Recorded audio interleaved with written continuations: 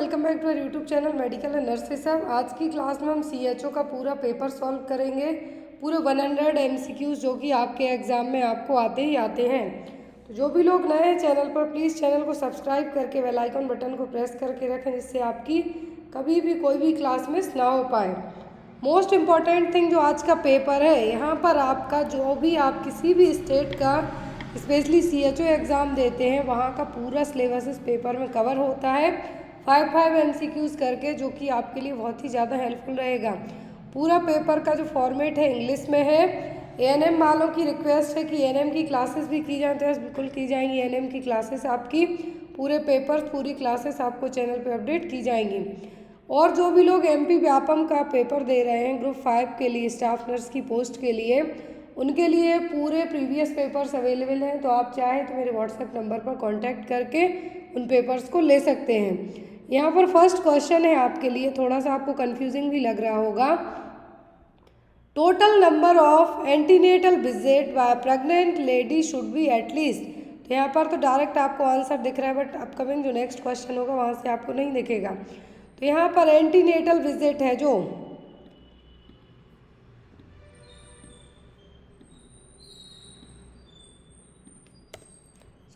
तो यहाँ पर फर्स्ट क्वेश्चन है कि जो पहले टोटल कितने एंटीनेटल विजिट करवाने चाहिए एक प्रेग्नेंट वुमेन को। एंटीनेटल विजिट का मतलब है प्रेगनेंसी में आपको एटलीस्ट कितने बार अपना चेकअप करवाना है।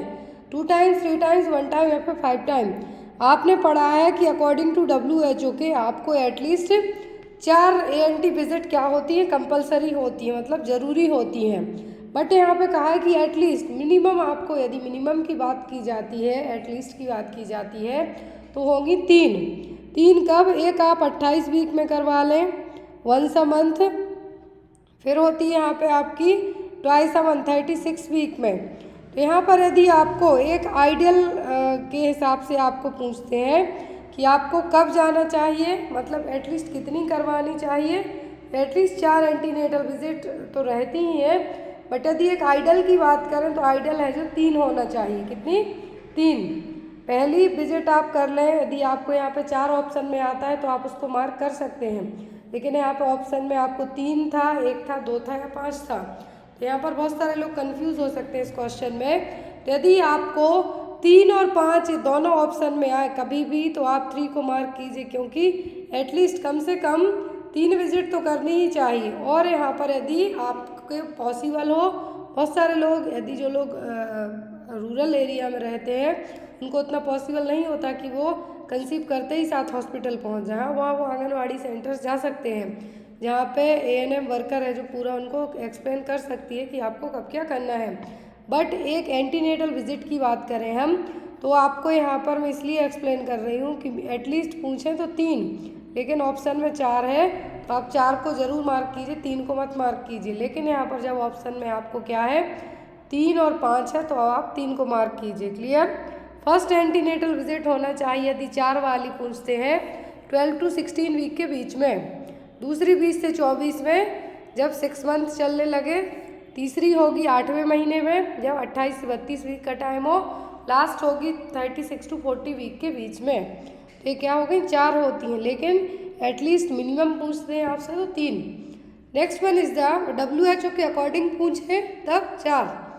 Next is if the woman does not nurse her child, the menstrual flow will probably resume within। तो यदि कोई माँ अपने बच्चे को फीड नहीं कराती है, यहाँ पे कहा है does not nurse her child, तो menstrual flow है जो कब अपने आप रिज्यूम हो जाएगा, कितने दिनों के अंदर अपने आप बंद हो जाएगा फ्लो होना?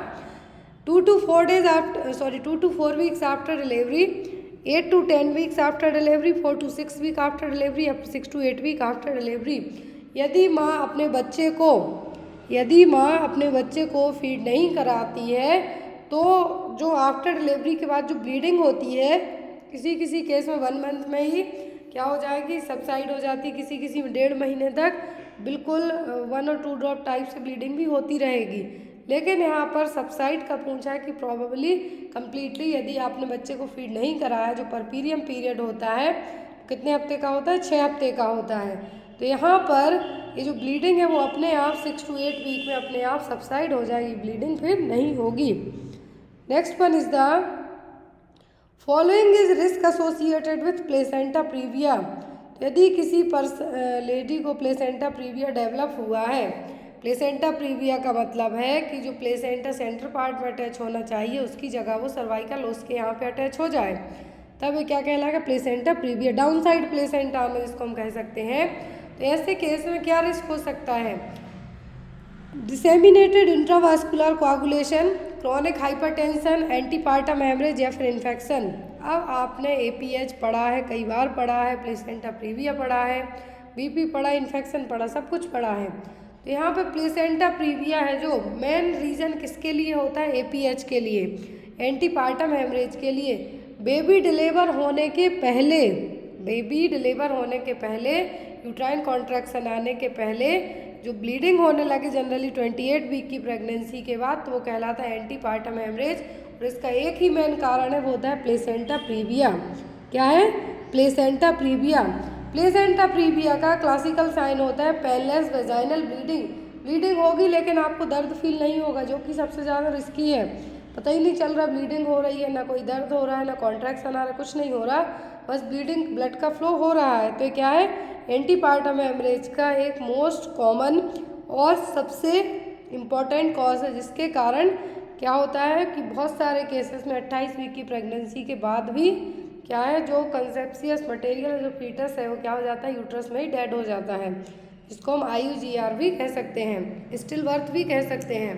तो प्लेसेंटा प्रीविया का एक मेन यहाँ पर ट्रीटमेंट होता है, मैनेजमेंट होता है bed rest, complete bed rest, exam में आपको आता है। नेक्स्ट वन है यहाँ पर the connection between umbilical vein and inferior vena cava in the foetal life, it's known as. ये क्वेश्चन जितने भी यहाँ पे आप इस पेपर को देखिए, पेपर आपको इसलिए सॉल्व करवाया जा रहा है कि आपको एक आइडिया हो कि जो पढ़ाया जाता है उससे आपको पेपर में आता है या नहीं, और आप जो सीरीज वाइज है वो भी देखें, जिससे आपको आइडिया होगा कि आपके पेपर में कितना आया है। तो यहाँ पर ऐसा कनेक्शन जो कि अम्बिलिकल वेन, क्या है यहाँ पे, अम्बिलिकल वेन और इंफीरियर वेना केवा के बीच में फीटल लाइफ, मतलब जब जो फीटस है कहाँ पे, यूट्रस में रहेगा, जब तक जो बेबी है, या फिर हम इसके लिए फीटस ही कहेंगे, जब तक यूट्रस में वो फीटस ही कहलाएगा, जब बाहर आता है तब उसको न्यूबॉर्न में वो बेबी में कंसिडर करेंगे।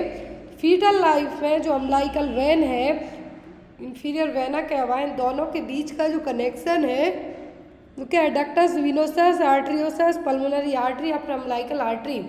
तो सबको पता है वेन्स के बीच का जो कनेक्शन है IVC और अम्बिलिकल वेन के कहलाता है डक्टस विनोसस। क्या है, ductus venosus. Next one is the which of the following lead to greenish discolouration of the amniotic fluid. किसके कारण एमनियोटिक फ्लूइड का कलर ग्रीनिश कलर का हो जाएगा, वर्निक्स के कारण, लेन्यूगो के कारण, मेकोनियम के कारण कि हाइड्रोमनियस के कारण। वर्निक्स तो चीज़ी सब्सटेंस रहेगा, बेबी की पूरी बॉडी को कवर करेगा, वाइट कलर का, वो है। लेन्यूगो है टिनी फाइनी हेयर, जो बेबी की पूरी बॉडी पर रहेंगे, इसको हम रोम कहते हैं। तो मालिश की जाती है बेबी होने के बाद, बेबी की रगड़ रगड़ के वो निकाला जाता है, क्या लेन्यूगो है। फिर आता है मेकोनियम, बेबी का फर्स्ट पासिंग स्टूल है। हाइड्रोमनियस एक ऐसी कंडीशन है जिसमें एमनियोटिक फ्लूइड इंक्लूड हो जाएगा आपका।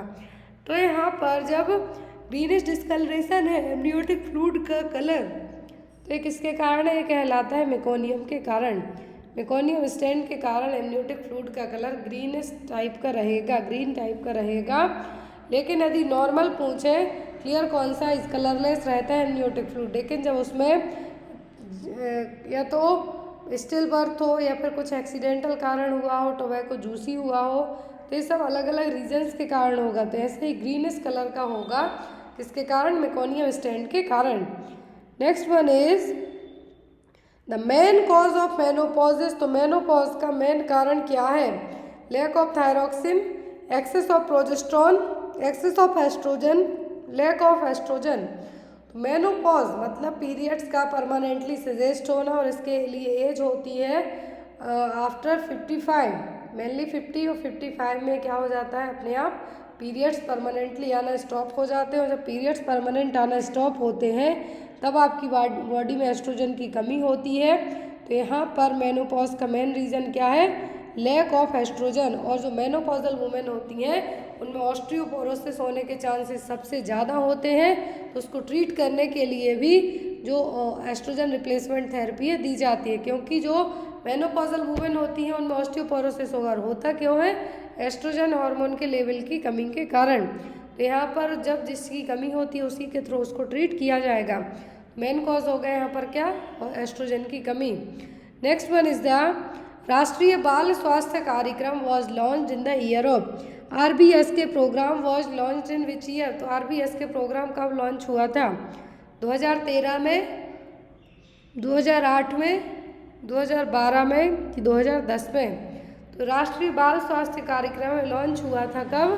2013 में। RBS के प्रोग्राम से आपको हर एक एग्ज़ाम में क्वेश्चन आते हैं, स्पेशली जब आप CHO का एग्ज़ाम दे रहे हो तब। तो राष्ट्रीय बाल स्वास्थ्य कार्यक्रम जो कि एक ऐसा कार्यक्रम है, लॉन्च किया गया था RBS के प्रोग्राम कब? 2013 में। इसके तहत जो 4Ds आपको एग्जाम में मेनली 4Ds ही आते हैं, जिसमें जन्म से लेके 18 साल तक की एज ग्रुप के बच्चों को कवर किया जाता है, जिसमें defect at birth, deficiencies, disease, developmental delay including disability क्या है? शामिल हैं, जो कि 4Ds यहाँ पे इंक्लूड होते हैं, आपको एग्जाम में आते हैं। Next is who defines adolescent age group between. तो जो आपको एडोलेसेंट हेल्थ से 5 नंबर के किशोरावस्था से क्वेश्चन आते हैं वही क्वेश्चन है। तो यहाँ पर WHO की डेफिनेशन के अकॉर्डिंग एडोलेसेंट हेल्थ ग्रुप की एज क्या है? तो ये सबको पता है 10 से 19 साल। कितनी? 10 to 19 ईयर, 10 से 19 साल तक। Next one is how many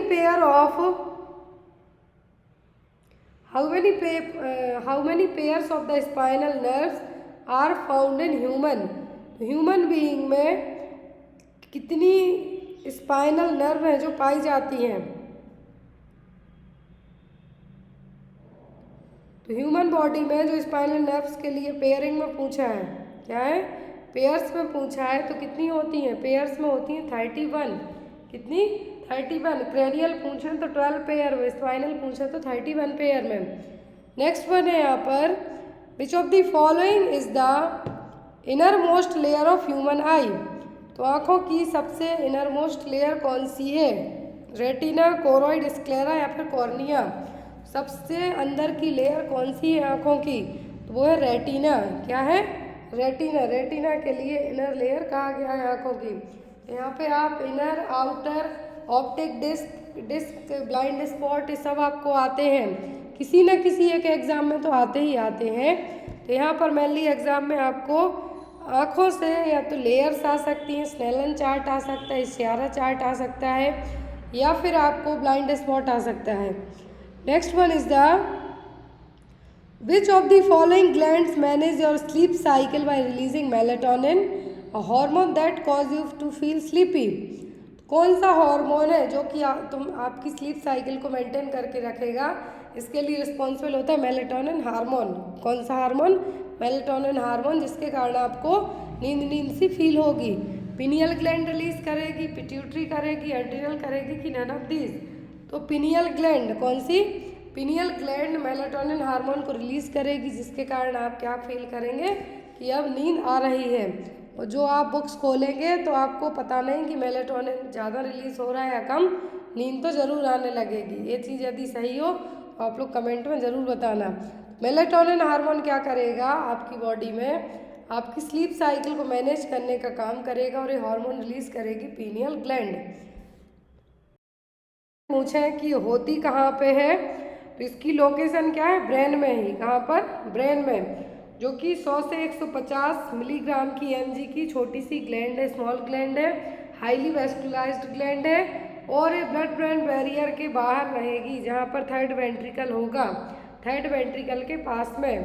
तो आपको मेनली इसमें यही बेसिक याद रखना है कि पिनियल ग्लैंड मेलेटोनिन रिलीज करेगी, जो कि आपकी स्लीप साइकिल के लिए इम्पोर्टेंट हार्मोन है, और इसकी सिचुएशन लोकेशन कहाँ पे? ब्रेन में। Next one is the which of the following SDGs also include the focus on reducing maternal, newborn and child mortality. तो जो SDG के सस्टेनेबल डेवलपमेंट गोल्स के क्या हैं, एसडीजी जो गोल्स हैं, तो सस्टेनेबल डेवलपमेंट के कितने गोल्स हैं, टोटल 17 गोल्स हैं यूनाइटेड नेशंस के थ्रू, 17 गोल हैं सस्टेनेबल डेवलपमेंट के। तो यहाँ पर इन सस्टेनेबल डेवलपमेंट गोल्स में से कहा है कि कौन से गोल में कहा गया है कि मैटरनल न्यूबॉर्न और चाइल्ड मोर्टेलिटी को हमें क्या करना है, कम करना है। सेकंड गोल में, थर्ड में, फोर्थ में कि फिफ्थ में? तो जो 17 सस्टेनेबल डेवलपमेंट गोल्स हैं क्या हैं, 17 सस्टेनेबल डेवलपमेंट गोल्स हैं। तो इसमें जो गोल नंबर थर्ड है क्या है, गोल नंबर थर्ड है, इसमें क्या कहा गया है कि हमें मैटरनल न्यूबॉर्न और चाइल्ड मोर्टेलिटी रेट को क्या करना है, रिड्यूस करना है। फर्स्ट गोल में यहाँ पे कहा गया है नो पॉवर्टी, क्या है, नो पॉवर्टी। दूसरे में कहा गया है जीरो हंगर। तीसरे में कहा है कि गुड हेल्थ एंड वेलबींग। तो इसी गुड हेल्थ एंड वेलबींग में आ जाएगा maternal newborn and child mortality को हमें क्या करना है, कम करना है। नेक्स्ट वन है, पूरे 17 गोल याद रखें आप एसडीजी के, sustainable development goal, millennium development goal, कुछ दो में से कुछ ना कुछ तो एग्जाम में आता ही आता है। अभी रिसेंट में जो 2023 में पेपर हुए हैं उसमें मेनली एसडीजी से क्वेश्चन आए हैं। Next one is the which of the following does not come under national vector borne disease control programme. तो मैंने आपको कल की क्लास में पढ़ाया था कि जो national vector borne disease control programme है इसमें टोटल 6 डिसीज होती हैं। तो जो यहाँ पे नहीं है वो कौन सी होगी, मलेरिया होती है, फाइलेरिया होती है, डेंगू होगा, चिकनगुनिया होगा, लिम्फेटिक फाइलेरियासिस होगा, लेकिन एड्स इसका पार्ट नहीं है। AIDS national vector borne disease control programme का हिस्सा नहीं है। Next one is the Tripura health assurance scheme for poor was launched in which year. Tripura health assurance scheme जो पुअर के लिए लाई गई थी, THASP था स्कीम, शॉर्ट नेम यदि याद रखें तो ये कब हुई थी, 2014 में। कब, 2014 में। नेक्स्ट वन इज द, यहाँ पर त्रिपुरा के बारे में अब आप यदि कोई और स्टेट का पेपर देते हैं तो वहाँ का भी आपको पूछ सकते हैं। Under national tuberculosis elimination programme, जो टीबी का जो प्रोग्राम था उसका नया नाम क्या है, national tuberculosis elimination programme. How many sub district TB unit are there in the state of Tripura. Tripura की जगह महाराष्ट्र पूछ सकते हैं, MP पूछ सकते हैं, UP पूछ सकते हैं। तो NTEP के अकॉर्डिंग कितनी सब डिस्ट्रिक्ट टीबी यूनिट है त्रिपुरा में, तो वो है टोटल मिला के 18, कितना, 18। नेक्स्ट है यहाँ पर question, which of the following organisation has released the global TB report 2022। 2022 की जो ट्यूबरक्लोसिस की रिपोर्ट है ये किस ऑर्गेनाइजेशन ने रिलीज की है, WHO ने, UNDP ने, यूनिसेफ ने कि ग्लोबल कोएलिशन अगेंस्ट टीबी ने। तो जो टीबी की रिपोर्ट है 2022 की, ये हर साल रिलीज करता है वर्ल्ड हेल्थ ऑर्गेनाइजेशन। कौन, WHO। क्या, WHO। टीबी से आपको इसका जो ट्रीटमेंट है, डॉट्स ट्रीटमेंट आता है, प्राइमरी और सेकेंडरी ड्रग्स आती हैं इसकी, डॉट्स कितने महीने तक दिया जाता है। टीबी के लिए आप यदि कम्युनिटी बेस्ड है पूरा डायग्नोस करना है तो कैसे पता करेंगे, स्पूटम बेस्ड होगा कि माइक्रोस्कोपी बेस्ड होगा कि चेस्ट एक्सरे होगा। और जो टीबी का बैक्टीरिया है वो क्या है, वो है ग्राम नेगेटिव बैक्टीरिया। जील नेल्सन मेथड के थ्रू इसको आइडेंटिफाई किया जाता है। जो माउंटेक्स टेस्ट है इसके लिए कंफर्मेटरी टेस्ट है। ये टीबी को लेके बेसिक आपके पॉइंट्स हैं। Next one is the chief minister mission Drishti programme is launch by honourable CM government of Tripura on. तो त्रिपुरा के जो दृष्टि प्रोग्राम है ये लॉन्च किया गया था कब, 10 मार्च 2022, 18 मार्च 2021, 12 मार्च 2021 या फिर 19 मार्च 2019। तो ऑनरेबल जो चीफ मिनिस्टर थे उन्होंने इसको लॉन्च किया था 12 मार्च 2021 को। कब, 12 मार्च 2021 को Drishti programme. Next and most important question, ये प्रोग्राम आता है अभी, world breast feeding week is observed every year during which month. तो वर्ल्ड ब्रेस्ट फीडिंग वीक है, हर साल मनाते हैं, लेकिन इसको कब मनाते हैं, जैसे मलेरिया मंथ तो हम जून में मनाते हैं, वैसे ही वर्ल्ड ब्रेस्ट फीडिंग वीक कब मनाते हैं, जुलाई, अगस्त, सितंबर या फिर जनवरी, तो हम मनाते हैं अगस्त में। कब, अगस्त में हम हर साल world breast feeding week celebrate करते हैं। क्यों? ताकि ब्रेस्ट फीडिंग को लेके हम अवेयरनेस फैला सकें, जागरूकता फैला सकें, इसलिए। नेक्स्ट वन इज द आपका राष्ट्रीय पोषण माह is observe every year during which month.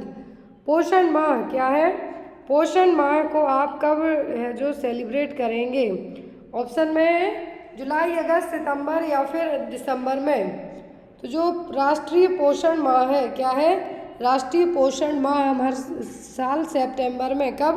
सितंबर में इसको क्या करते हैं? सेलिब्रेट करेंगे। और ये प्रोग्राम है, इसको लॉन्च किया गया था राष्ट्रीय पोषण माह प्रोग्राम को या फिर पोषण अभियान को 2018 में। कब? 2018 में। पोषण का फुल फॉर्म आपको आता है, यहाँ पर राष्ट्रीय पोषण माह कहा है कि सितंबर में मनाते हैं, लेकिन पोषण अभियान पूछते हैं 2018 में लॉन्च किया था। Prime ministers over arching scheme for holistic nourishment. क्या है? Prime minister over arching scheme for holistic nourishment. तो ये प्रोग्राम 2018 में लाया गया था और इस प्रोग्राम के तहत जो इसके ऑब्जेक्टिव थे, क्या थे? कि जो कम्युनिटी में जितने भी माल नरिश्ड बच्चे हैं या फिर वुमन हैं, उनको न्यूट्रिशन और अच्छी हेल्थ प्रोवाइड करवाना। क्लियर? 2018 में लाया गया था प्रोग्राम। फिर यहाँ पर ये प्राइम मिनिस्टर ने इसको लॉन्च किया था, मैंने इसका डेट याद रखा और सितंबर 2018 में लॉन्च हुआ था, इसीलिए हम हर साल सितंबर को पोषण माह अभियान के तौर पे सेलिब्रेट करते हैं। Next one is union government of India has set the target to eliminate kala azar from country by. तो केंद्रीय सरकार ने या फिर यूनियन गवर्नमेंट ने टारगेट रखा है कि हम काला जार को कब एलिमिनेट करेंगे इंडिया से, 2023, 25, 30 या फिर 32 में। तो ये टारगेट अचीव करने का रखा है कि 2023 में, इसी साल में हमें काला आजार से क्या करना है? मुक्ति पानी है। 2023 का टारगेट रखा है काला आजार को एलिमिनेट करने के लिए। Next one is the who is the current health and family welfare minister of Tripura. तो त्रिपुरा के जो करेंट में health and family welfare minister है वो कौन है? ऑप्शन में है यहाँ पर नरेंद्र चंद्र देवन्ना, डॉक्टर मनीष शाह, प्रणजीत सिंह रॉय या फिर मनोज कांत देव। रिसेंट में त्रिपुरा के जो करेंट हेल्थ मिनिस्टर हैं वो कौन है? According to option doctor Manish Shah. कौन है? Doctor Manish Shah.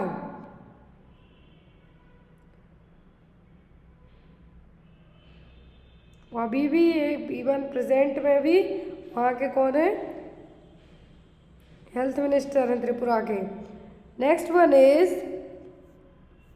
IPHS for sub centre, Indian public health standard for sub centre, primary health centre, community health centre, सब डिस्ट्रिक्ट एंड डिस्ट्रिक्ट हॉस्पिटल और published in January-February 2007 and have been used as the reference point for public healthcare infrastructure planning and upgradation in the state and UTIs IPHS stand for।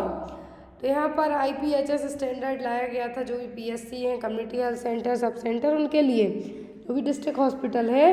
तो Indian public health standard का full form, IPHS का full form क्या है? Indian public health standard.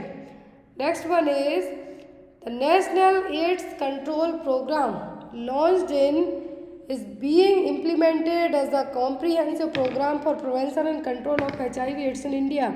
Easy सा question है कि national AIDS control programme कब launch हुआ था? 1992 में, 1990 में, 1995 में कि 2000 में? National AIDS control programme launch हुआ था 1992 में, 1992 में, 1992 में। Next one is the Which of the following disease is caused by the deficiency of vitamin D। तो विटामिन डी की कमी के कारण क्या होगा? क्लब फूट होगा, रिकेट्स होगा, ऑस्टियोमाइलाइटिस हो गया, फिर स्केलेटल डिस्प्लासिया होगा। कितने इजी क्वेश्चन है इस पेपर में कि जो विटामिन डी की कमी से क्या होगा? रिकेट्स। क्या होगा? रिकेट्स। बच्चों में पूछा है तो यहाँ पर डायरेक्ट भी पूछे रिकेट्स है तो आप रिकेट्स को मार्क कर सकते हैं। नेक्स्ट वन इज एडल्ट में पूछे तो osteomalacia. Next one is a doctor would most likely prescribe an antibiotic to treat what type of pathogen। यदि किसी डॉक्टर ने एंटीबायोटिक प्रिस्क्राइब की है तो ये किसके लिए की है? फंगई इन्फेक्शन को, हेलमिंथिस को, वायरस को कि बैक्टीरिया को? फंगई के लिए एंटी फंगल मेडिसिन आएंगी, हेलमिंथिक के लिए जो एल्बेंडाजोल है वो सब आएंगे, वायरस के लिए एंटीवायरल आएंगे जैसे ओसेल्टामिविर हो गई drug of choice swine flu के लिए। बैक्टीरिया के लिए जो मेडिसिन यूज़ की जाएंगी वो कहलाती है antibiotic. Clear? If aspiration of foreign body is suspected in a person, which of the following action should be instituted first to open airway? जब भी कोई फॉरेन मटेरियल आपके एयरवे में फंस जाए, कैसे आप रिमूव करेंगे? इंट्यूबेशन से, शिफ्टिंग टू हॉस्पिटल, हेमलिश मैन्यूवर या फिर प्रोन पोजीशन में? तो यहाँ पर जो अपनाया जाएगा, फर्स्ट आप एयरवे को कैसे खोलेंगे यदि फॉरेन मटेरियल फंस गया है, तो आप अपनाएंगे यहाँ पर हेमलिश मैन्यूवर। कौन सा? Heimlich manoeuvre. Next one is the an osmotic diuretic used in the management of increased ICP is? तो यदि इंट्राक्रैनियल प्रेशर बढ़ा हुआ होता है तो कौन सी ऑस्मोटिक डायरेटिक को यूज़ किया जाता है? ड्रग ऑफ चॉइस क्या है? ऑस्मोटिक डायरेटिक कौन सी है आईसीपी बढ़ने के लिए? फ्रूसेमाइड, केएक्सलेट, मैनिटॉल या फिर वायसोलोन? तो जो डायरेटिक यूज़ की जाएगी ऑस्मोटिक डायरेटिक, सबको पता है क्या है? मैनिटॉल यूज़ की जाती है। CSF का लेवल क्या हो रहा है? एक्यूमुलेट होते जा रहा, बाहर नहीं निकल रहा, तो मेडिसिन बाहर निकालेगी, जब फ्लूइड बाहर निकलेगा तो अपने आप आपका जो प्रेशर है दिमाग का वो अपने आप कम होगा, जिसको हम कहते हैं intracranial pressure. Next one is the which of the following is an important factor for selecting airway intervention? तो एयरवे इंटरवेंशन को सिलेक्ट करने के लिए इंपॉर्टेंट फैक्टर्स कौन से हैं? Extent of injury, type of injury, alertness level of the patient या फिर अवेलेबिलिटी ऑफ इक्विपमेंट? क्या है जो आप एयरवे इंटरवेंशन के लिए अपनाएंगे? वो होगी आपकी type of injury. Type of injury का मतलब है कि कौन सी इंजरी है जिसके कारण एयरवे को आप किस तरीके से मैनेज करते हैं, कि यदि कुछ इस तरीके से इंजरी तो नहीं है कि जिसमें स्पाइनल या फिर सर्वाइकल एरिया डैमेज होने के चांसेस हो, तो ये वही चीज़ है कि ये डिपेंड करेगा इंजरी पर। किस पर? इंजरी पर, कि किस तरीके की इंजरी है जो हुई है। Next one is which of the following joints allow movement in all the direction? तो कौन सा जॉइंट है सभी डायरेक्शन में घूम सकता है, मूव कर सकता है? Pivot, hinge, ball and socket joint या फिर प्लेन जॉइंट? तो जो जॉइंट मूवेबल हो और इस सभी डायरेक्शन में घूम सकते हैं वो होंगे आपके वॉल एंड सॉकेट जॉइंट। कौन से? Ball and socket joint. Next one is the global normal cerebral blood flow in adult human is? तो cerebral blood flow adult person में कितना होगा? 50 ml पर मिनट पर 50 ग्राम ऑफ ब्रेन टिश्यू, या फिर 50 ml पर minute 100 gram of brain tissue, या फिर 100 ml पर minute 50 gram of brain tissue, या फिर 100 ml पर minute 100 gram of brain tissue? Normal cerebral blood flow होता है एडल्ट पर्सन में 50 ml पर मिनट पर 100 ग्राम ऑफ ब्रेन टिश्यू के ना, 50 ml पर मिनट पर 100 और 100 ग्राम ऑफ ब्रेन टिश्यू के। ये क्या है? सेरिब्रल ब्लड फ्लो की रेंज है normally. Next is repetition of words and phrases without understanding is a characteristics feature of? जब कोई भी वर्ड बार बार रिपीट किया जा रहा हो बिना किसी मीनिंग समझे, तो ये क्या, कब, किस एज में किया जाएगा? इन्फेंसी पीरियड में, टोडलर पीरियड में, प्री स्कूलर में कि स्कूल गोइंग चिल्ड्रन में? तो बार बार कोई भी शब्द कौन से बच्चे दोहराएंगे? दोहराते हैं टोडलर, जिनकी उम्र 1 से 3 साल की होती है। क्या है? 1 से 3 साल की होगी, बार बार वही एक चीज़ है जो बोलेंगे। डिसीज़ है क्या? एक इनहेरिटेड डिसऑर्डर है जिसमें ब्लड ग्रुप की डिसीज़ है, हम ये भी कह सकते हैं। और यहाँ पर जो हीमोग्लोबिन है, ऑक्सीजन को कैरी करने वाला प्रोटीन जो कि ब्लड में रहता है, हीमोग्लोबिन, उसमें क्या रहेंगी? RBCs रहेंगी। और जो RBC क्या रहेंगी? सिकल शेप में रहेंगी, हंसियाकार तरीके से रहेंगी, जो कि ब्लड फ्लो को क्या करेंगी? डिस्टर्ब करने का काम करेंगी। तो एक इसमें देखने को मिलेंगे haematuria, autosplenectomy, hand foot syndrome, sickle cell disease में। Next one is the baby born before 28 weeks gestation are termed as? यदि बेबी 28 वीक की प्रेगनेंसी के पहले ही पैदा हो जाते हैं तो क्या कहलाएंगे? लो बर्थ वेट बेबीज, तो ये 37 वीक में कहलाएंगे। लेट प्री टर्म बेबी, तो ये 36 वीक में आएंगे। वेरी प्री टर्म, ये 25th में आएंगे। और जो एक्सट्रीम प्री टर्म है आएंगे आपके कब? 28 वीक के जेस्टेशनल पीरियड में। यदि जो बच्चे 28 वीक के जेस्टेशनल पीरियड में डिलीवर हो जाते हैं वो कहलाएंगे एक्सट्रीमली प्री टर्म बेबीज। और ऐसे बेबीज को है जो SNCU में शिफ्ट किया जाता है जहाँ से उनकी प्रॉपर 1 आध महीने तक केयर की जाती है। Next one is the all of the following are leading cause of death among low birth weight babies except, तो सभी लीडिंग कॉज है लो बर्थ वेट बेबीज की डेथ के किसी एक को छोड़कर, एक्सेप्ट करके क्वेश्चन है।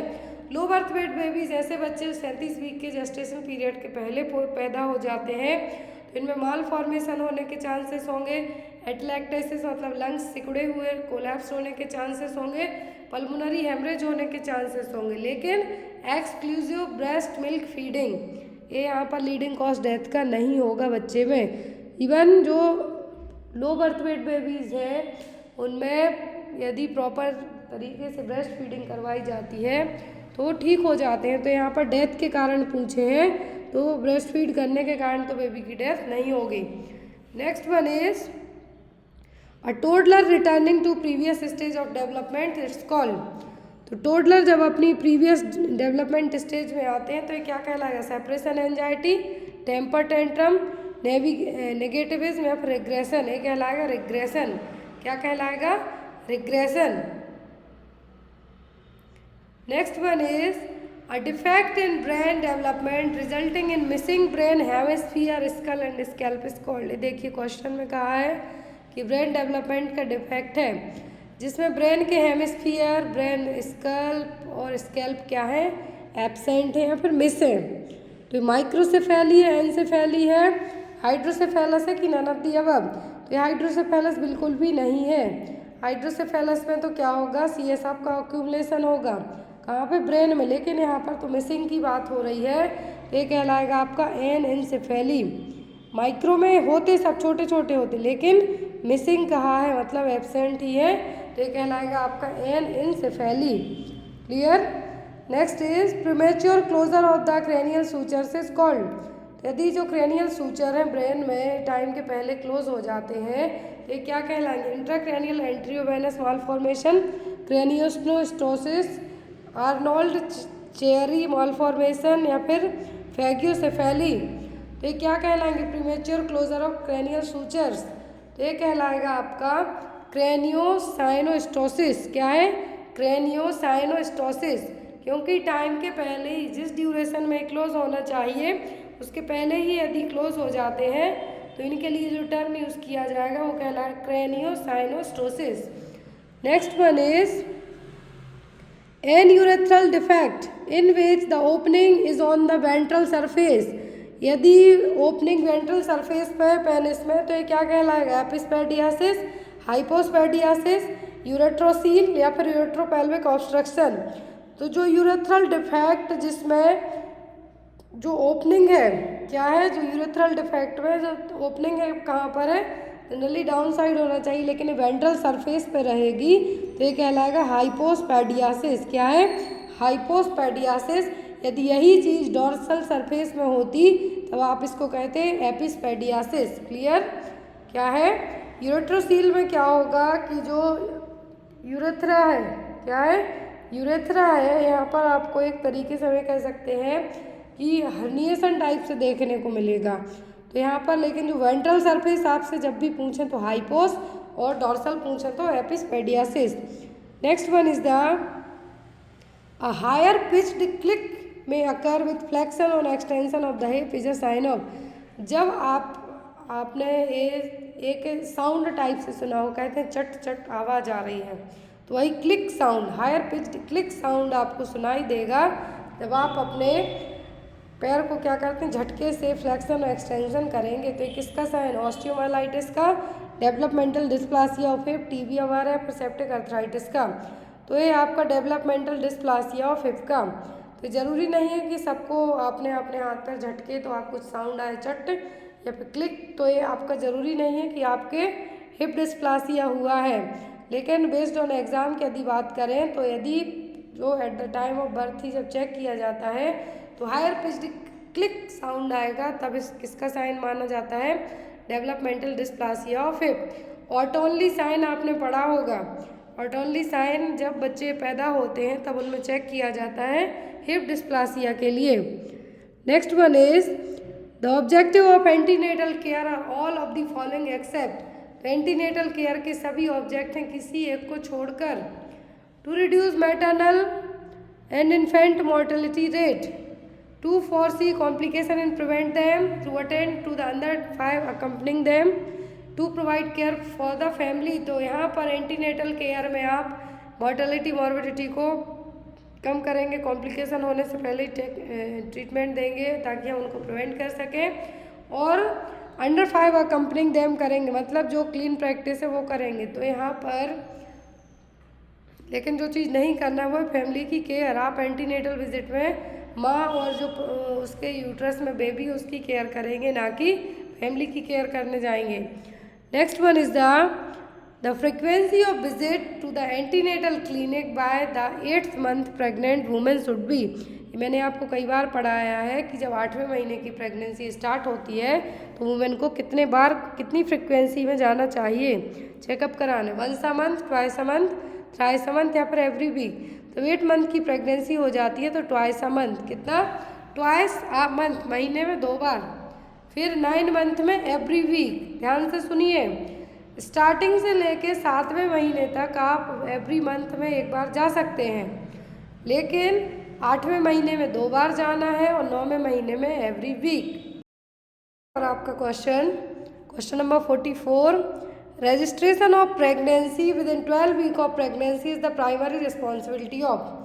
तो प्रेगनेंसी में आपका रजिस्ट्रेशन, यदि 12 वीक की प्रेगनेंसी हो गई है उसके अंदर ही आपको रजिस्ट्रेशन कराना है, तो रिस्पॉन्सिबिलिटी किसकी है, ANM की, डॉक्टर की, नर्स की, सोशल वर्कर की। तो ये रिस्पॉन्सिबिलिटी होती है कि ANM वर्कर की within 12 week of pregnancy में आपका रजिस्ट्रेशन करवाया जाना चाहिए। जो भी आपके सब सेंटर है, CSC है, PSC है या फिर आंगनवाड़ी सेंटर्स हैं वहाँ पर।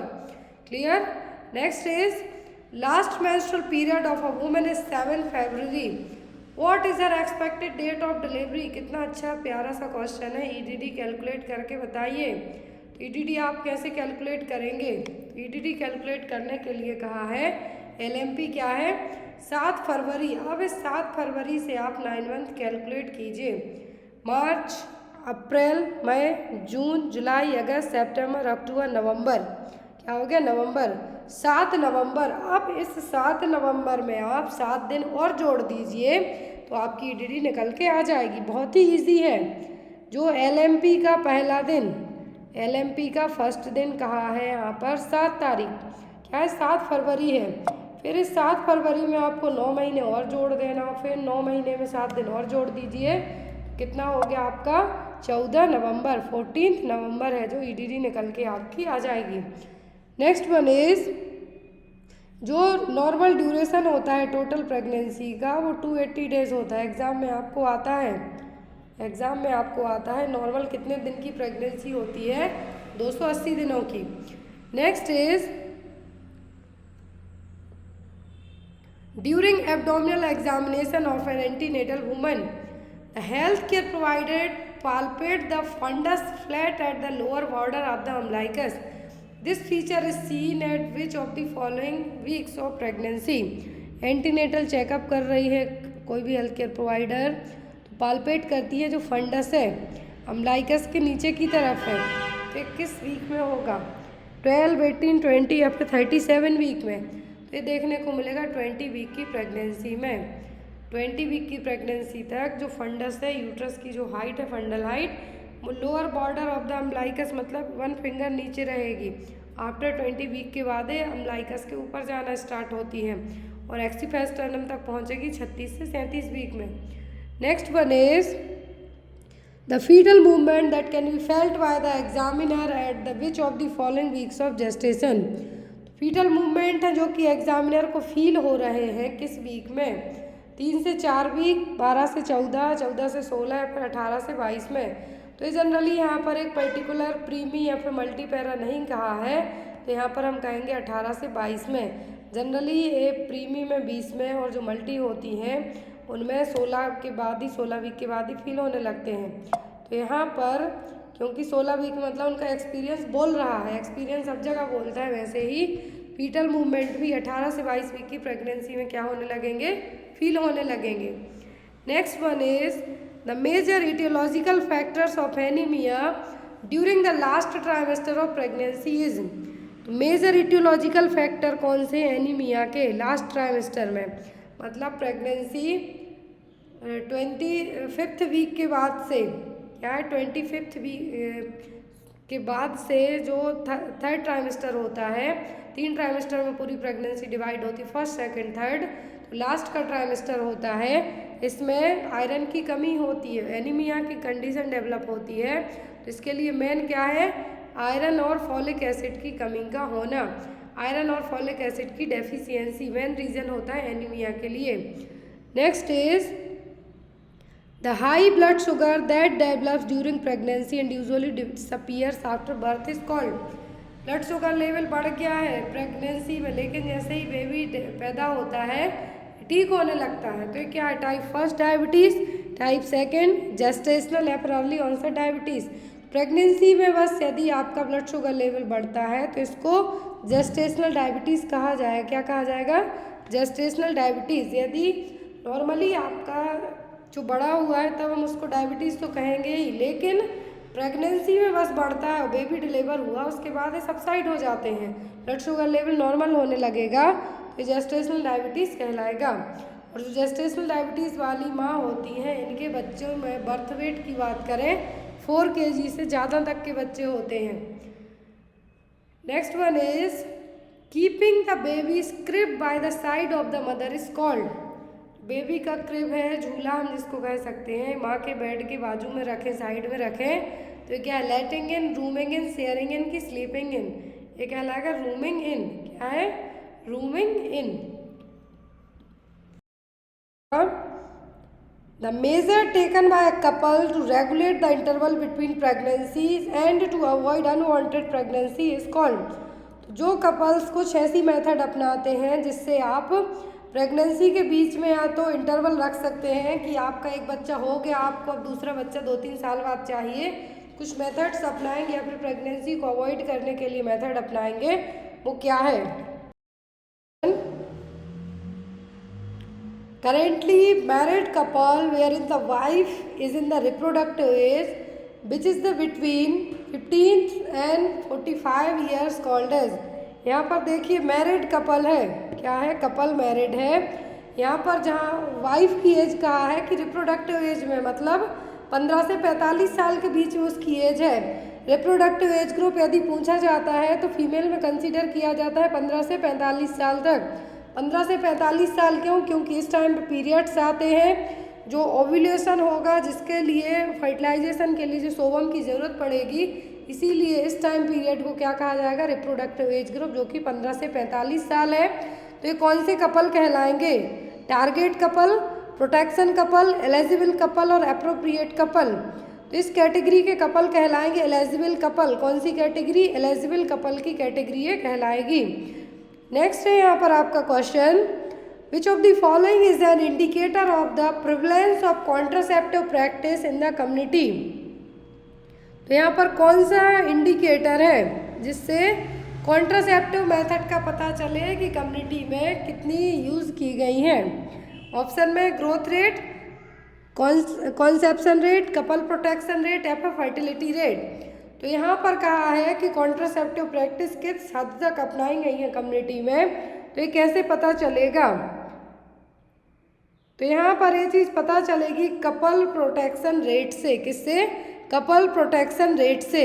इससे पता चलेगी couple protection rate. Couple protection rate का मतलब है ऐसे एलिजिबल कपल जिन्होंने जो भी कॉन्ट्रासेप्टिव मेथड्स अपनाई हैं वो, जिनके लिए हम कहेंगे कपल प्रोटेक्शन रेट। रेट का मतलब है यहाँ पर 100 से मल्टीप्लाइड करके एक फॉर्मूला अपनाया जाएगा कपल प्रोटेक्शन रेट के लिए, उसके थ्रू इसको क्या किया जाएगा, कैलकुलेट किया जाएगा।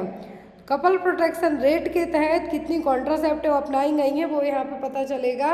अब कितनी कॉन्ट्रासेप्टिव अपनाने के बाद भी यदि प्रेगनेंसी कंसीव हो गई है तो वो कहलाता है पर्ल इंडेक्स। एग्जाम में आता है कॉन्ट्रासेप्टिव फेलियर के लिए कौन सा इंडेक्स अपनाया जाता है, तो वो होता है Perl index.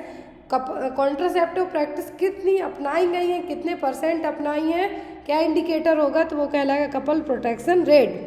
Next one is the method of family planning adopted to prevent live sperm from meeting the ovum, it's called as. ऐसी मेथड जिसमें स्पर्म को ओवम से मिलने से रोका जाएगा, तो ये कौन सी मेथड कहलाएगी? बैरियर, हार्मोनल, पोस्ट कंसेप्शनल या फिर इंट्रा यूट्राइन डिवाइस, तो ये कहलाएगी बैरियर मेथड। जैसे कि एज एन एग्जाम्पल के तौर पे मान लीजिए कॉन्डोम, कॉन्डोम में पूरा सीमेन भर जाएगा, इंटरकोर्स के टाइम पे यूज़ किया जाता है जब, तो ना तो जब सीमेन वेजाइना के थ्रू जा पाएगा तो ओवम से भी नहीं मिल पाएगा। और यहाँ पे साफ कहा है कि लाइव स्पर्म को ओवम से मिलने से रोकना है हमें, तो कौन सी मेथड अपनाएंगे? Barrier method. सबसे चीपेस्ट बैरियर मेथड है कॉन्डोम, जो कि यदि आपको पूछते हैं कि वर्ल्ड स्पेशली इंडिया की बात करें तो सबसे कॉमन स्टरलाइजेशन है फीमेल स्टरलाइजेशन और tubectomy. Barrier method commonly use की जाती है, वो है condom. Next is the most widely known and used barrier contraceptive device used by the mails around the world is. देखिए अभी मैंने 54 क्वेश्चन में समझाया और यहाँ पे पूछ लिया है कि पूरे वर्ल्ड वाइड कौन सी बैरियर कॉन्ट्रासेप्टिव मेथड अपनाई जाती है मेल्स के द्वारा। डायफ्राम, कॉन्डोम, स्पंज या फिर वैसेक्टोमी। यदि परमानेंट मेथड पूछें तब आप वैसेक्टोमी कहते। डायफ्राम है जो फीमेल में यूज़ किया जाता है, मेल में पूरे विश्व में सबसे ज़्यादा वाइडली अपनाई जाने वाली बैरियर मेथड है condom. Clear. Next one is the barrier device is used for contraception और all of the following except. सभी कॉन्ट्रासेप्टिव की बैरियर डिवाइस हैं किसी एक को छोड़कर, diaphragm, Dutch cap, vaginal sponge या फिर प्रोजेस्टासाइट। तो यहाँ पर diaphragm, Dutch cap, vaginal sponge है। प्रोजेस्टासाइट जिसको मिरेना, जो आपके लिए मिरेना पढ़ाई गई है जिसमें प्रोजेस्ट्रॉन हार्मोन रहेगा, ये वही है। क्या है ये? है आपकी मिरेना। तो यहाँ पर इसी मिरेना के लिए कहा गया है प्रोजेस्टासाइट, और ये आईयूसीडी की कैटेगरी में जाएगी, हार्मोनल आईयूसीडी में। तो यहाँ पर आपका आंसर क्या होगा? Progestasert. Clear. Next one is non medicated intrauterine device are also called as. Non medicated intrauterine device कौन सी हैं? फर्स्ट जनरेशन, सेकेंड, थर्ड या फिर फोर्थ। तो अभी लास्ट वीक में क्लास ली गई थी आपकी कम्युनिटी हेल्थ नर्सिंग की, जिसमें तीनों जनरेशन की आईयूसीडी पढ़ाई थी मैंने। पूरा जो पीपीटी बेस्ड क्लास थी उसमें भी आपको बताया गया है कि जो जनरेशन है आईयूसीडी की वो कौन सी हैं। तो यहाँ पे कहा है कि नॉन मेडिकेटेड, क्या है? Non medicated. तो नॉन मेडिकेटेड कहलाती है फर्स्ट जनरेशन आईयूडी, जैसे कि लिपेज लूप हो गया, किस में आएंगी? फर्स्ट जनरेशन आईयूसीडी में। ये क्या करती हैं? कॉपर को रिलीज़ करती हैं। कौन सी? कॉपर को रिलीज़ करेंगी। फिर आपकी आती हैं सेकेंड एंड थर्ड। तो सेकेंड जनरेशन और थर्ड जनरेशन में तो मेनली हार्मोन रिलीजिंग आईयूसीडी आएंगी। वो कौन कौन सी? प्रोजेस्टासाइट और मिरेना, सॉरी एलएनजी के लिए, यहाँ पर प्रोजेस्टासाइट के लिए प्रोजेस्टासाइट ही कहा गया, एलएनजी के लिए मिरेना कहा गया है। क्वेश्चन नंबर 56 में जो प्रोजेस्टासाइट है इसमें जो प्रोजेस्ट्रॉन हार्मोन रहेगा वही रहेगा, लेकिन जो एलएनजी है, क्या है? एलएनजी है, इसके लिए क्या कहा गया है? मिरेना।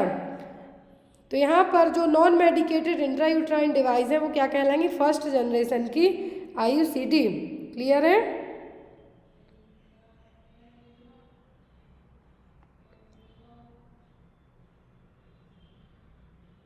थर्ड जनरेशन में आपकी मिरेना और आईयूजी आ जाएगी, सॉरी मिरेना और एलएनजी आ जाएगी। फिर आपकी आती है सेकेंड जनरेशन। तो सेकेंड जनरेशन में जो आपकी आएंगी उसमें जनरली कॉपर आयन वाली आएंगी, जैसे कि कॉपर टी हो गया या फिर कॉपर टी 380 हो गया, 375 हो गया, तो सेकेंड जनरेशन की होंगी। थर्ड की जो भी हार्मोनल होंगी वो होंगी, जिसमें प्रोजेस्टासाइट और मिरेना आएगा। फर्स्ट में आपका आएगा लिपेज लूप और नॉन मेडिकेटेड इंट्रायूट्राइन डिवाइस जिनको हम कहेंगे। Next one is the an absolute contraindication for inserting an intrauterine device. Absolute का मतलब यहाँ पे कॉन्ट्राइंडिकेट है, आप ऐसे केस में IUCD इंसर्ट नहीं कर सकते हैं। 1 लाइव चाइल्ड हो, सस्पेक्टेड प्रेगनेंसी हो, 2 लिव चिल्ड्रन हो या फिर वर्किंग वूमेन हो। तो यदि प्रेगनेंसी सस्पेक्टेड हो तो ऐसे केस में आप IUD इंसर्ट नहीं कर सकते हैं, ये एब्सोल्यूट कॉन्ट्राइंडिकेशन है। यदि मरीज को कोई ब्लड प्रेशर बढ़ने की प्रॉब्लम है या फिर कुछ ब्लीडिंग डिसीज़ हैं तब भी आप IUD इंसर्ट नहीं कर सकते हैं। तो कुछ इंडिकेशन और कॉन्ट्राइंडिकेशन होते हैं IUD इंसर्ट करने के। Next one is the all the following are recommended method of post coital contraception except. Post coital contraception method सब हैं किसी एक को छोड़कर। Mifepristone, levonorgestrel 0.75 mg, insertion of copper T within 5 days, spermicidal jelly. Post coital method है सब किसी एक को छोड़कर, तो वो होगी स्पर्मिसाइडल जेली। ये बिफोर इंटरकोर्स के यूज़ की जाती है जेली, ताकि जो सीमेन से स्पर्म निकले उनको मारा जा सके। लेकिन पोस्ट कॉइटल में आपकी मिफेप्रोस्टोन 10 mg आ जाएगा, फिर यहाँ पर लेवोनोजेस्ट्रोल 0.75 mg जो आइकन आईपिल है वो है, कॉपर टी आ जाएंगी, सब पोस्ट कॉइटल में आएंगी, लेकिन स्पर्मिसाइडल जेली नहीं आएगी। Next one is which of the following is a progesterone only injectable. Progesterone only और इंजेक्टेबल भी है, तो क्या है नॉरप्लांट R2, वेजाइनल रिंग्स या फिर DMPA। तो सबको पता है प्रोजेस्ट्रॉन ओनली कौन सी है, वो DMPA। एवरी 3 मंथ में इंजेक्ट किया जाने वाला कॉन्ट्रासेप्शन है, जिसके फेलियर रेट बहुत ही कम होते हैं। इसमें हर 3 महीने में, जिसको हम शॉर्ट इंजेक्शन के नाम से भी मार्केट में अवेलेबल रहेगा। और एक गवर्नमेंट में जो नया प्रोग्राम है अंतरा, उसके तहत अंतरा इसी का नाम है, जिसका DMPA का। Next is which of the following supplement is given to enhance the adolescent nutrition. तो एडोलेसेंट में न्यूट्रिशन को इनहेंस करने के लिए कौन से सप्लीमेंट दिए जाएंगे? Vitamin A, multivitamin supplements, iron folic acid या फिर विटामिन B12। तो एडोलेसेंट न्यूट्रिशन में जो ऐड किया जाएगा होगा आयरन एंड फॉलिक एसिड, ताकि इसी एज में एनीमिया होने के चांसेस भी ज़्यादा होते हैं। तो आप जो सप्लीमेंट्स दिए जाते हैं वो होते हैं आयरन और फॉलिक एसिड। इसके लिए weekly iron folic acid programme भी लाया गया है, WIFS प्रोग्राम, उसके थ्रू आयरन फॉलिक एसिड की टैबलेट्स हैं जो दी जाती हैं। Next one is the priority intervention carried out by adolescent health programme are all the following except. तो एडोलेसेंट हेल्थ प्रोग्राम के तहत सभी इंटरवेंशन अपनाए जाते हैं किसी एक को छोड़कर। मेंस्ट्रुअल हाइजीन बताया जाता है, प्रिवेंटिव हेल्थ चेकअप होगा यहाँ पे आपका, एडोलेसेंट न्यूट्रिशन होगा, एडोलेसेंट एजुकेशन होगा। तो हेल्थ प्रोग्राम की यहाँ पे जब बात हो रही है तो मेंस्ट्रुअल हाइजीन बताया जाएगा आपको, हेल्थ चेकअप के बारे में बताया जाएगा, न्यूट्रिशन पे फोकस किया जाएगा, और यहाँ पर एडोलेसेंट के जो सेक्सुअल एजुकेशन है या फिर किस तरीके से आप एक्सीडेंट से, सुसाइड से, इन सब से बच सकते हैं वो आएगा। लेकिन एडोलेसेंट एजुकेशन इसके पार्ट में नहीं आएगा, प्रायोरिटी इंटरवेंशन में नहीं आएगा। Next is the activities carried out under the menstrual hygiene scheme और ऑल द फॉलोइंग एक्सेप्ट। तो जो मेंस्ट्रुअल हाइजीन स्कीम है जिसमें एक ब्लेज गर्ल पैड लिए हुए है, वो मैंने एक इमेज के साथ आपको पढ़ाया था, तो वही है मेंस्ट्रुअल हाइजीन स्कीम। अब स्कीम के तहत सभी एक्टिविटी होंगी, regular availability of sanitary napkins, safe disposal of sanitary napkins, training of ASHA या फिर appointment of CHO in every school. Menstrual hygiene scheme के तहत सैनिटरी नैपकिन्स की अवेलेबिलिटी पर फोकस किया जाएगा, सेफ डिस्पोजल, आप यूज़ करने के बाद सैनिटरी पैड को कैसे डिस्पोज कर सकते हैं, आशा वर्कर को ट्रेनिंग दी जाएगी। लेकिन हर एक स्कूल में CHO के लिए अपॉइंट नहीं किया जाएगा। CHO health and wellness centre, sub centre वहीं पे अपॉइंट किए जाएंगे। Next is a highly specific test to diagnose HIV infection is. तो HIV इन्फेक्शन को डायग्नोस करने के लिए कौन सा टेस्ट यूज़ किया जाएगा? Rapid, western blot, immunoassay, none of the above. जब भी आपको एग्जाम में HIV का कन्फर्मेटरी टेस्ट या फिर डायग्नोस्टिक टेस्ट पूछा जाता है, तब आप आंख बंद करके वेस्टर्न ब्लॉट टेस्ट को मार्क कर सकते हैं। क्योंकि इससे कंफर्म होगा, क्या होगा, कंफर्म होगा कि HIV एड्स है या नहीं। यदि ओनली यहाँ पर एक तरीके से स्क्रीनिंग टेस्ट की बात करते हैं हम, तो स्क्रीनिंग में ELISA भी किया जा सकता है, लेकिन HIV में कंफर्मेटरी जो टेस्ट होता है वो होता है western blot test, western ink blot test. यदि यहाँ पर CD4 T सेल्स काउंट होता है तो वो होता है 200 से भी कम, less than 200। Next one is the only non reservoir of yaws diseases. तो जो यास डिसीजेस का रिजर्वर कौन है? बर्ड्स, बग्स, मंकीज या फिर ह्यूमन। तो जो यास डिसीज है इसका रिजर्वर कौन है? तो यहाँ पर इसका रिजर्वर होगा क्या? Human being. क्या है? ह्यूमन बीइंग, जो कि एक क्रॉनिक बैक्टीरियल इन्फेक्शन है जो कि स्किन बोन्स और कार्टिलेज को अफेक्ट करेगा। क्या है? स्किन बोन और कार्टिलेज को अफेक्ट करेगा। यास डिसीज में एक ये भी हम कह सकते हैं नॉन कैंसरस टाइप के लम्स बनेंगे, अल्सर्स बनेंगे, जो कि ट्रिप्नोमा पैलिडियम नाम के बैक्टीरिया से होगा और ये पेनिट्रेट करके आपकी बॉडी में है जो एंट्री करेगा और ये बाद में जाके जो वेनरल डिसीज़ है, क्या है? वेनरल डिसीज़ जिसको हम सिफिलिस कहते हैं, वो भी आगे जाके कॉज कर सकता है, क्योंकि सिफिलिस का पॉजिटिव एजेंट क्या है? ट्रिप्नोमा पैलिडियम, और ट्रिप्नोमा ही क्या कॉज कर देता है यहाँ पे? यास डिसीज। तो यहाँ पर इसका रिजर्वर कौन हो गया? Human being. Next is a characteristic feature of the rash in chickenpox is that all the stages of rashes may be seen simultaneously at one time in the same area. This is called as। Question ध्यान से देखिए, rashes आ रहे हैं chicken pox में, जो all stage है यहाँ पर रैसेस पूरे एक ही बार में पूरी बॉडी पे आ जाते हैं, तो ये क्या कहलाएंगे? पॉलीमॉर्फिज्म, प्लियोमॉर्फिज्म, डिस्ट्रीब्यूशन या फिर रैपिड एवोल्यूशन, ये कहलाते हैं प्लियोमॉर्फिज्म। चिकन पॉक्स के रैसेस आते हैं प्लियोमॉर्फिज्म नेचर में। किसमें? प्लियोमॉर्फिज्म नेचर में। यदि जो मीजल्स के पूछते हैं तो वो जो कॉप्लेक स्पॉट्स आते हैं वो आपके आएंगे, और जो मीजल्स का सबसे ज़्यादा इन्फेक्शियस पीरियड होता है तब जब जो पैचेस आ गए हैं, जो स्कैब है, रिमूव हो उस टाइम पे। लेकिन चिकन पॉक्स में पूछते हैं कि एक ही बार में एक सेम एरिया पे यदि रैसेस आते हैं तो ये पूरा क्या कहलाएगा? Pleomorphism nature. Next is varicella vaccine is contraindicated in person with which of the following condition. तो वेरिसेला वैक्सीन किस पर्सन में कॉन्ट्राइंडिकेट रहेगी?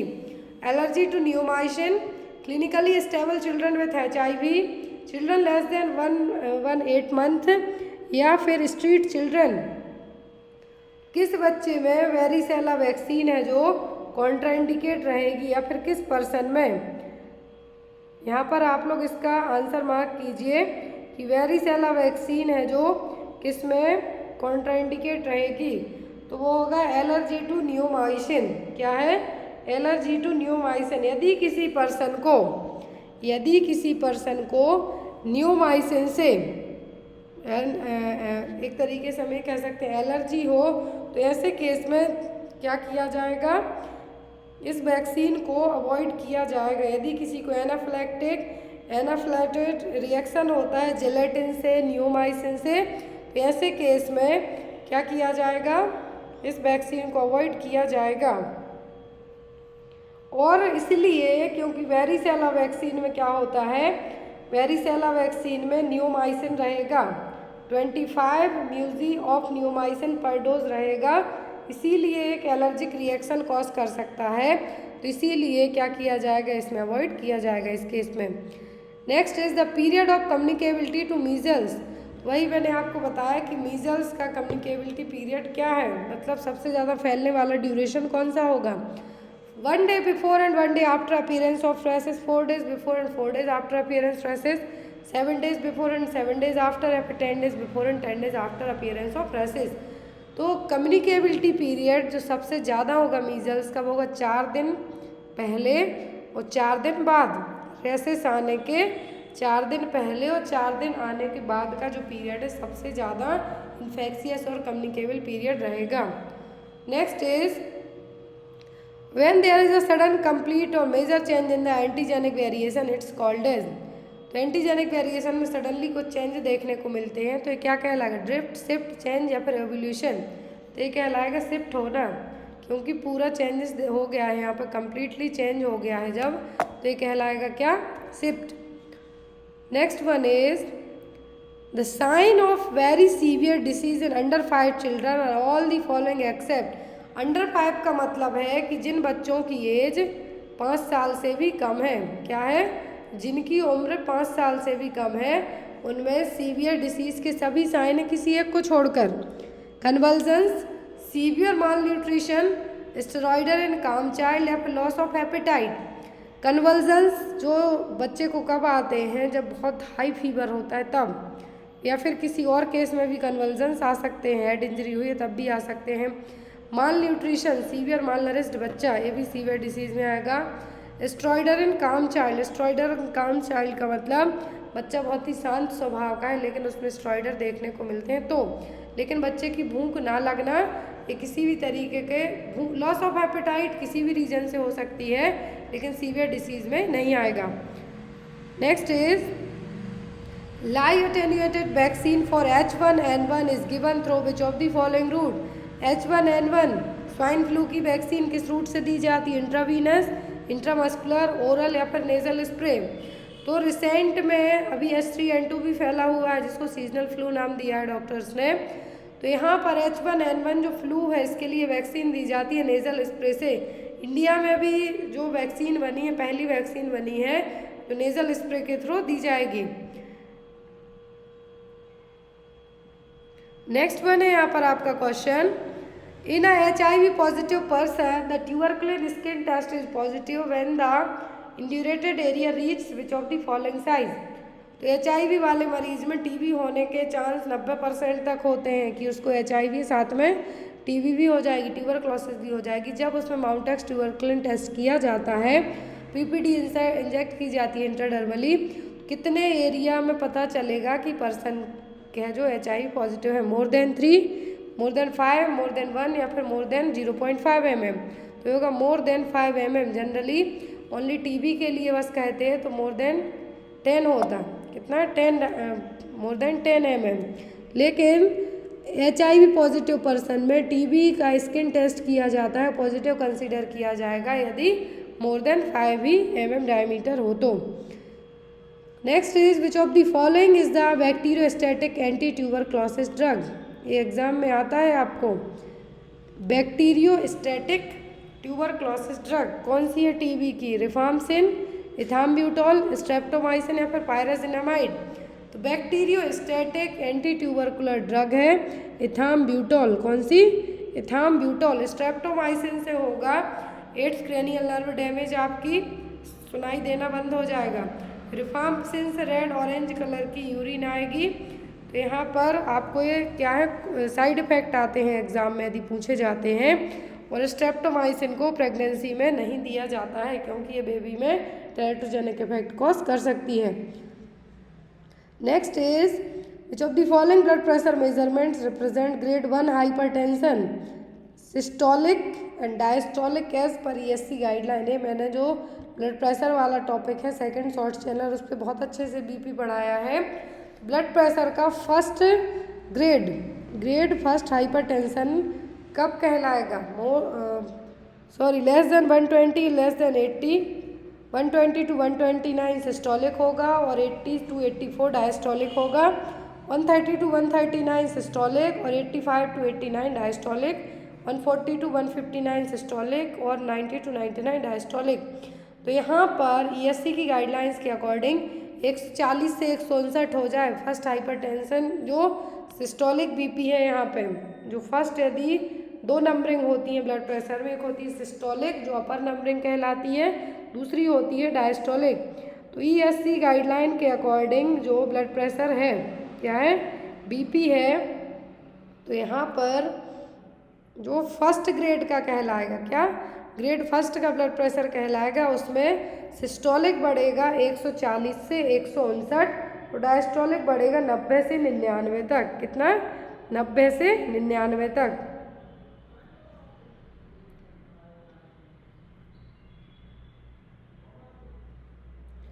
नेक्स्ट इज, लेकिन यदि यहाँ पर आप एक चीज़ और देखिए कि यदि आपसे पूछते हैं कि BP आपको सेकंड ग्रेड का पूछें तब सिस्टोलिक और डायस्टोलिक ग्रेड फर्स्ट हाइपरटेंशन है, सिस्टोलिक ब्लड प्रेशर, डायस्टोलिक। लेकिन यदि ग्रेड सेकंड में पूछे तो 160 से 179 क्या है 160 to 179 होगा सिस्टोलिक, डायस्टोलिक होगा 100 से 109। ग्रेड थर्ड में मोर देन 180 होगा सिस्टोलिक और मोर देन 110 होगा डायस्टोलिक। ये क्या है गाइडलाइन है अकॉर्डिंग टू ESC के। लेकिन यदि आपको अमेरिकन हार्ट एसोसिएशन के अकॉर्डिंग पूछते हैं तब आपको यदि कहते हैं स्टेज फर्स्ट तो आप कहेंगे 130 से 139 सिस्टोलिक और 85 से 89 डायस्टोलिक। क्लियर। और स्टेज सेकंड का पूछें तो 140 से 90 सॉरी 140/90 मोर देन 140/90 होगा अमेरिकन हार्ट एसोसिएशन के अकॉर्डिंग सेकंड स्टेज में सेकंड ग्रेड में। लेकिन grade first according to ESC guideline के पूछा है क्योंकि तीनों चीज़ें अलग अलग हैं यहाँ पे। तो यहाँ पे आपको याद रखना ESC के अकॉर्डिंग पूछा है तो आप A मार्क कीजिए। यदि आपको पूछा है कि अमेरिकन हार्ट एसोसिएशन के अकॉर्डिंग आप C मार्क कीजिए। Next is the main weapons for early detection of cancer pre invasive और pre malignant stages. Pre invasive pre malignant stage के पहले ही आप कैंसर को डिटेक्ट करना चाहते हैं तो कैसे करेंगे? हिस्ट्री से, फिजिकल एग्जामिनेशन से, कैंसर स्क्रीनिंग से कि एक्सरे से? तो एक्सरे ना तो कैंसर एक्सरे से डिटेक्ट होगा, ना फिजिकल एग्जामिनेशन से होगा, ना हिस्ट्री से होगा। कैंसर डिटेक्ट होता है जनरली किससे? ऑटोप्सी से। तो यहाँ पर बायोप्सी के थ्रू कैंसर की जो सेल्स ली जाएंगी, टेस्टिंग की जाएगी। तो इसीलिए यहाँ पर कैंसर स्क्रीनिंग के थ्रू आप कैंसर को अर्ली डिटेक्ट कर सकते हैं। Next is an unexpected unplanned occurrence which में involve injury is called as. तो अनप्लान्ड आपने सोचा भी नहीं था और आप छत पे से गिर गए, आपने सोचा भी नहीं था, बाइक से जाके भिड़ गए कहीं, यहाँ पर वही है अनएक्सपेक्टेड अनप्लान्ड। कोई भी ऐसी इंजरी आपको हो जाए तो क्या कहलाएगी? फॉल, स्काइडिंग, एक्सीडेंट या फिर असॉल्ट से कहलाएगा एक्सीडेंट। आपने सोचा भी नहीं था, आपके साथ कुछ घटना घट गई, गिर गए, हाथ टूट गया, पैर टूट गया, सिर टूट गया, तो ये सब कहलाएगा accident. Next is the which of the following is affected by rheumatic fever. तो रोमेटिक फीवर में सबसे ज़्यादा अफेक्ट होते हैं हार्ट्स एंड जॉइंट्स। क्या है? हार्ट एंड जॉइंट सबसे ज़्यादा अफेक्ट होते हैं रोमेटिक फीवर में। तो यहाँ पर आपका connective tissue of the heart and joints correct answer होगा। Next is the carcinoma that occurs from the mesodermal cells constituting the various connective tissue is called as. तो कार्सिनोमा जब मेसोडर्मल सेल्स के साथ साथ कनेक्टिव टिश्यू को भी affect करता है तो ये क्या है? लिम्फोमा, सार्कोमा, माइलोमा की कार्सिनोमा?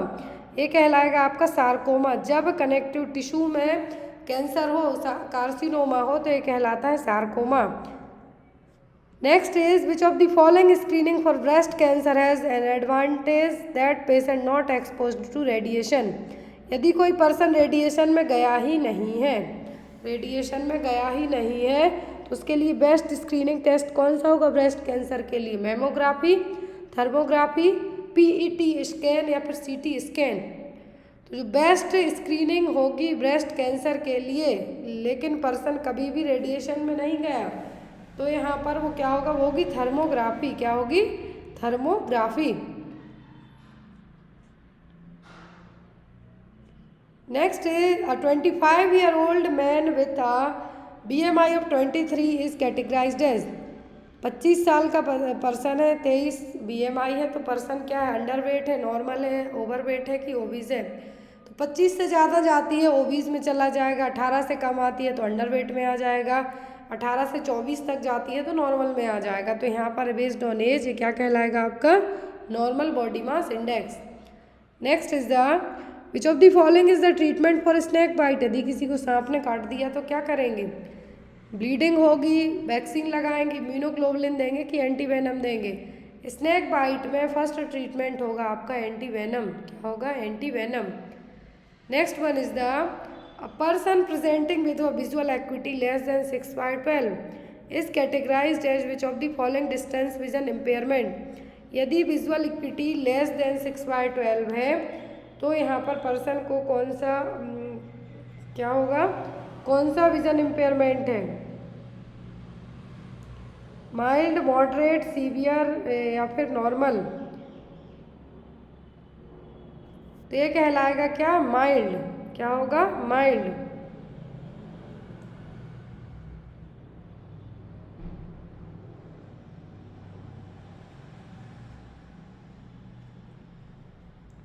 Next one is